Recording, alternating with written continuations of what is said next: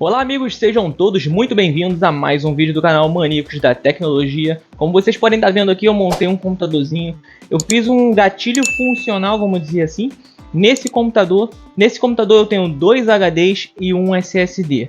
E eu fiz um gatilho funcional no qual eu posso selecionar ou um SSD junto com um HD, ou simplesmente eu desligo esses dois e ligo somente um HD que está com o sistema de jogos, como vocês podem estar vendo aqui.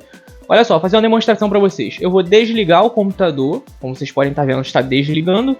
Desliguei o computador. Agora eu simplesmente com o toque de um botão que tem na traseira do gabinete, eu vou ligar o computador novamente. Muito simples, é como se fosse um dual boot, vamos dizer assim. O computador está iniciando.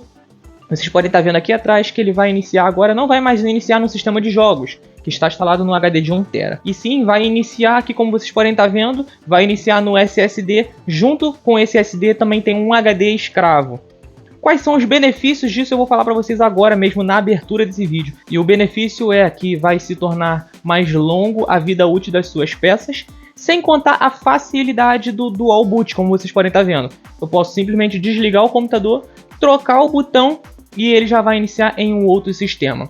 Outra vantagem desse botão é caso você tenha um SSD com o seu sistema operacional principal instalado e você gosta de testar novas versões do Windows.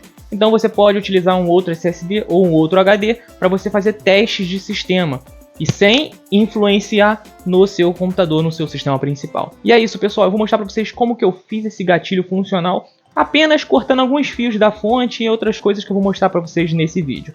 Lembrando que nós não nos responsabilizamos se você cometer qualquer tipo de erro e fizer diferente do procedimento que eu vou passar aqui para vocês, tá? É um gatilho funcional, mas vocês têm que fazer exatamente como eu estou fazendo aqui, com as dicas que eu vou dar, para que nada possa dar errado, ok? Vou explicar para vocês. Vem conhecer um pouquinho mais desse gatilho aqui. Pessoal, estamos aqui com uma fonte que eu vou usar como exemplo, tá? Que ela já é uma fonte que ela já está toda ruim. Mas na fonte de vocês, dá para mim demonstrar utilizando essa fonte aqui. Essa fonte eu tirei de um computador de um cliente, que ele queria colocar uma fonte nova. Essa fonte aqui começou a apresentar problemas, né? Tipo assim, tá toda remendada, óbvio que uma hora ia apresentar problemas. Mas eu arrebentei aqui alguns fios. Eu tive um problema aqui com o áudio, mas eu vou refazer aqui o procedimento, vou mostrar para vocês. No procedimento eu uso esses tipos de botões aqui, ó. É um botão que ele tem 3 perninhas, como vocês podem estar vendo. E ele é um botão que ele suporta uma alta amperagem. Vocês podem perceber que ele suporta 20A em 125 volts. Facilmente ele suporta aqui uma alta amperagem. O botão que vocês têm que comprar tem que ser pelo menos acima de 10A, ok?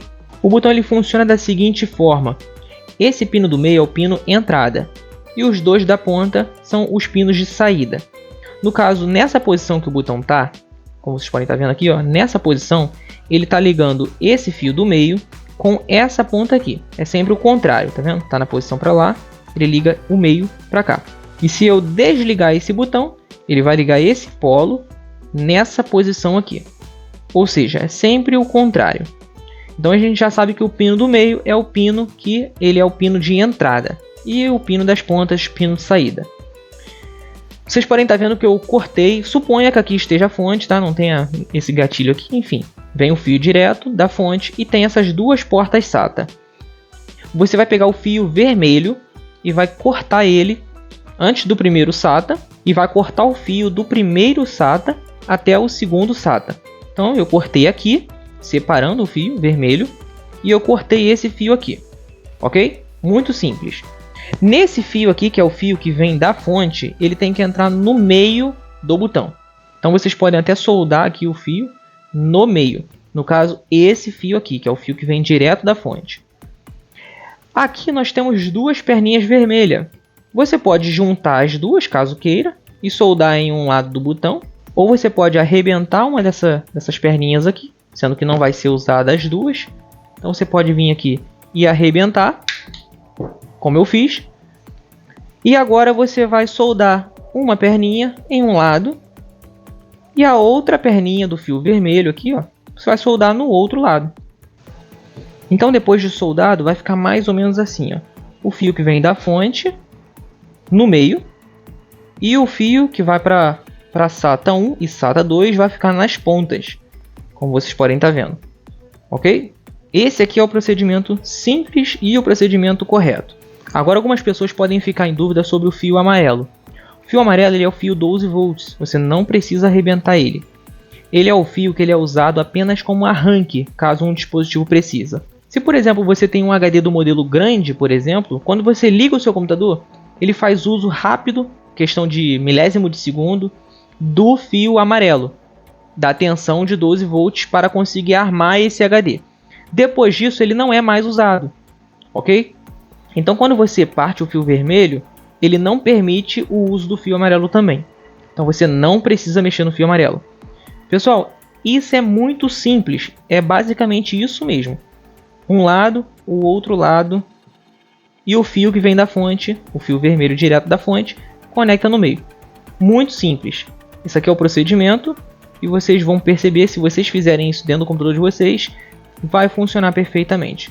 Agora uma última explicação para que o procedimento de vocês dê certo. Não utilize um botão pequenininho demais. Tá? Esses botões pequenos, botões que não suportam uma boa amperagem, não usa porque você vai ter mau contato. Eu vou deixar aqui exemplos de botões, como vocês podem estar vendo, já está aparecendo aí na imagem. Exemplo de botões que eu já usei e tive problemas. Então não utilize desses tipos de botões aqui, que vocês vão ter problemas nesse procedimento.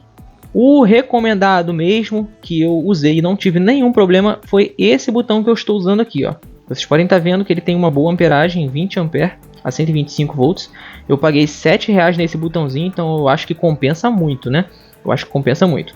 Se vocês puderem também colocar no final do fio, aqui na ponta do fio, os terminais aqui bonitinho, né? Os terminais aqui de encaixe, eu acho que é até legal, para que vocês não tenham necessidade de soldar os fios aqui nos terminais, aqui nas pontas do botão. O terminal ele é um encaixe forte e que vocês não vão ter problema, mau contato aqui nos conectores do botão.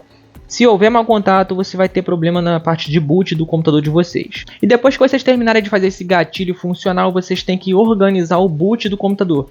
A primeira vez que vocês trocarem o botão, muito provavelmente ele vai trocar o setor de boot e ele não vai iniciar corretamente. Vocês têm que entrar na BIOS do computador de vocês e organizar o boot. Porque aí, após vocês desligarem o computador de novo e trocar o botão, ele já vai cair com a configuração correta. Ele vai lembrar da configuração que vocês fizeram e vai setar corretamente o boot e vai iniciar o sistema operacional sem apresentar nenhum erro. Eu tive alguns probleminhas no início, tá? Porque o meu sistema ele está em UEFI. Então, quando eu coloquei esse botão e eu troquei o boot, a primeira vez ele não funcionou. Eu fui lá, selecionei ele para iniciar em UEFI no setup e pronto, problema resolvido. E agora, como vocês puderam ver, ele inicia o computador perfeitamente depois que eu troco o botão. Ou seja, para cima eu deixei o sistema de jogos, para baixo eu deixei o Windows. Muito simples, né, pessoal? Então é isso, amigos. Eu espero que vocês estejam gostando desse tipo de conteúdo. Deixa lá no campo de comentários abaixo sugestões de novos conteúdos. E se por acaso você gostou desse conteúdo, também deixa lá nos comentários abaixo. Vocês querem ou não querem mais conteúdos de sistema de jogos, como esse aqui, por exemplo? Deixa sempre lá nos comentários abaixo, eu vou estar sempre lendo os comentários e ajudando vocês na medida do possível, fechou? Como vocês podem estar vendo, um sistema aí com 32 mil jogos, rodando vários emuladores, vários consoles. E a gente pode estar conversando um pouquinho mais sobre esse conteúdo também, caso vocês queiram, né? O campo de comentários está aberto aí para mim saber a opinião de vocês. Um grande abraço da equipe Maníacos da Tecnologia.